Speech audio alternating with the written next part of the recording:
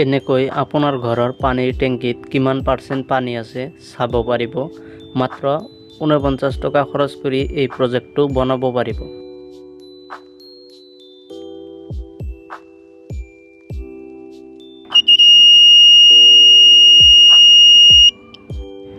Hello' friend, স্বাগতম জনাইছোঁ আজিৰ নতুন এইটো ভিডিঅ'লৈ। আজি আপোনালোকক দেখুৱাম কেনেকৈ ৱাটাৰ লেভেল ইণ্ডিকেটৰ বনাব পাৰে, যিটোৰ সহায়ত আপোনালোকৰ ঘৰৰ পানীৰ টেংকিটোত কিমান পাৰ্চেণ্ট পানী আছে বহি চাব পাৰে। আৰু এনেকুৱা ধৰণৰ ইলেক্ট্ৰনিক্স ৰিলেটেড ভিডিঅ' পাবলৈ মোৰ চেনেলটো প্লিজ ছাবস্ক্ৰাইব কৰিব। আৰু এইটো ভিডিঅ' ভাল লাগিলে এটা লাইক কৰিব আৰু কিবা বুজি পোৱাত অসুবিধা হ'লে কমেণ্ট কৰিব। মোৰ প্ৰত্যেকটো ভিডিঅ'তে সেই ভিডিঅ'ৰ প্ৰজেক্ট ডায়াগ্ৰামটো ধুনীয়াকৈ ভিডিঅ'ৰ শেষত বুজাই দিয়া থাকে। আপোনালোকে ভিডিঅ'টো শেষলৈ চাই প্ৰজেক্টটো ভালকৈ বুজি ল'ব, তাৰপিছতহে কামটো আৰম্ভ কৰিব। আৰু পৰৱৰ্তী ভিডিঅ' কেনেকুৱা ৰিলেটেড লাগে সেইটো মোক কমেণ্ট কৰি জনাব। মই সেইটো ভিডিঅ' বনাবলৈ নিশ্চয় চেষ্টা কৰিম। লগতে আজিৰ এই প্ৰজেক্টত কি ইলেক্ট্ৰনিক্স কম্পনেণ্ট লাগিব চাওক। BC547 ট্ৰানজিস্টৰ 5 পিচ লাগিব। 1 কিলো ওহমছৰ ৰেজিস্টৰ লাগিব 4 পিচ। 5 mm মাল্টি কালাৰ LED লাগিব। আপোনালোকে ইচ্ছা কৰিলে একটা কালাৰৰ LED ইউজ কৰিব পাৰিব। 5 ভোল্ট বাজাৰ হৰ্ন লাগিব এটা।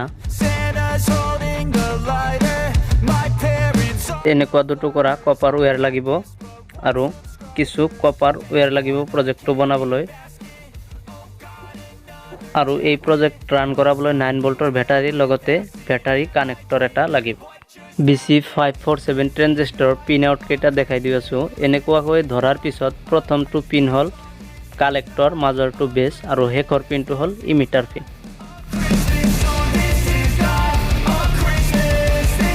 এতিয়া মই কপাৰ ৱায়াৰ টুকুৰাত BC547 ট্ৰানজিস্টৰ কেইটাৰ শেষৰটো পিন অৰ্থাৎ ইমিটাৰ পিন কেইটা এনেকৈ এটাকৈ সোল্ডাৰিং কৰি আছোঁ। গোটেইকেইটাৰ ইমিটাৰ পিন এনেকৈ সোল্ডাৰিং কৰিব আপোনালোকে প্ৰথমে। চাওক, মোৰ গোটেইকেইটা ট্ৰানজিস্টৰৰ ইমিটাৰ পিন এনেকৈ একেলগ কৰি সোল্ডাৰিং কৰি দিলোঁ।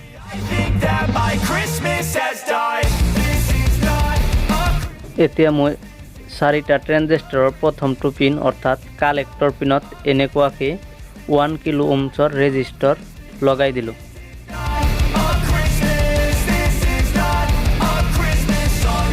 আৰু এটা ট্ৰানজিস্টৰত মই 1 কিলো ওহমছৰ ৰেজিস্টৰ লগোৱা নাই, কাৰণ তাতে ডাইৰেক্ট বাজাৰ হৰ্নটো লগাই দিম, তাতে ট্ৰানজিস্টৰ নালাগে।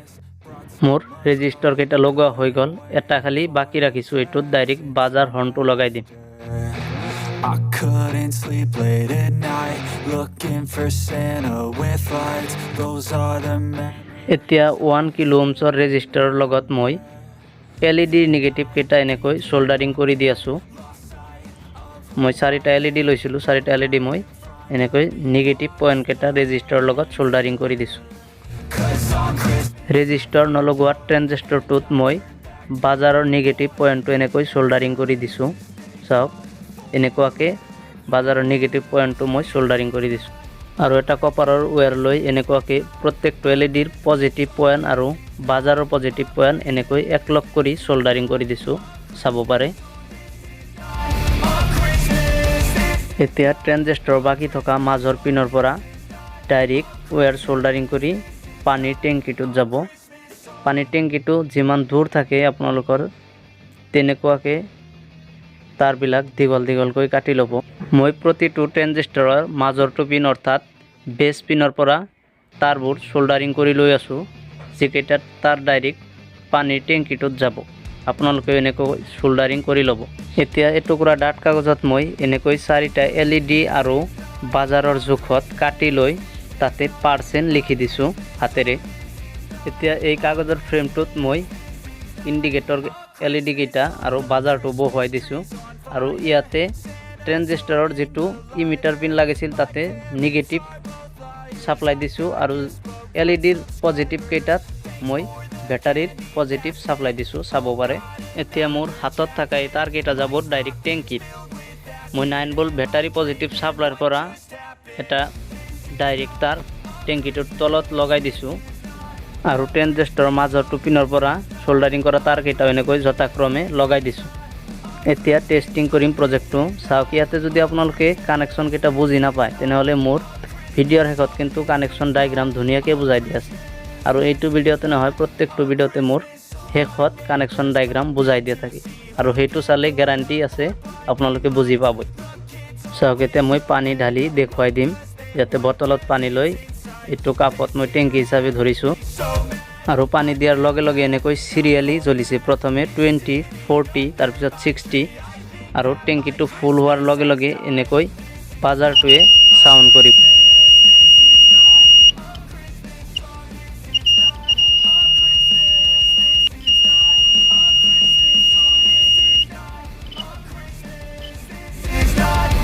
খুলি দিয়াৰ লগে লগে এনেকুৱাকৈ ইণ্ডিকেটৰকেইটা বন্ধ হৈছে। আকৌ নেক্সট টেংকিটোত এইটো দিয়াৰ লগে লগে ইণ্ডিকেটাৰ আকৌ জ্বলিছে। So much joy, couldn't wait for the presents and laughter. এতিয়া কানেকশ্যন ডায়াগ্ৰামটো বুজি লওক। প্ৰথমে মই বাজাৰৰ পজিটিভ আৰু এলইডিৰ পজিটিভ কেইটা এনেকৈ একেলগ কৰি সোল্ডাৰিং কৰিছোঁ। চাব পাৰে এটা ওয়্যাৰৰ একেলগ কৰি এনেকৈ সোল্ডাৰিং কৰিছোঁ। ইয়াৰ পিছত বাজাৰৰ নিগেটিভ তাৰটো ডাইৰেক্ট ট্ৰানজিস্টৰৰ প্ৰথমটো পিন অৰ্থাৎ কালেক্টৰ পিনত এনেকৈ সোল্ডাৰিং কৰি দিছোঁ আৰু বাকি চাৰিটা এলইডিৰ নিগেটিভ 1 কিলো ওম ৰেজিষ্টাৰৰ সৈতে ট্ৰানজিস্টৰৰ কালেক্টৰ পিনত এনেকৈ লগাই দিছোঁ। চাব পাৰে। এতিয়া ট্ৰানজিস্টৰৰ বাকি থকা ইমিটাৰ পিনটো মই এটা ওয়্যাৰত এনেকৈ একেলগ কৰি সোল্ডাৰিং কৰি দিছোঁ।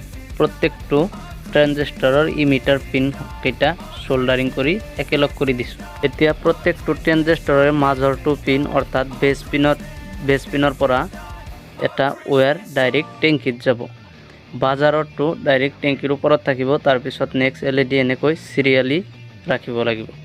এতিয়া ইয়াতে দিব লাগিব 9 volt negative DC power supply আৰু ইয়াতে দিব লাগিব 9 volt DC positive power supply আৰু ইয়াৰ পৰা ডাইৰেক্ট এটা ওয়্যাৰ লৈ টেংকিটোৰ পানীৰ তলত দিব লাগিব এটা wire positive 9 volt positive supply টেংকিৰ তলত এনেকৈ দিব লাগিব আৰু এইটো হ'ল ফাইনাল ডায়াগ্ৰাম।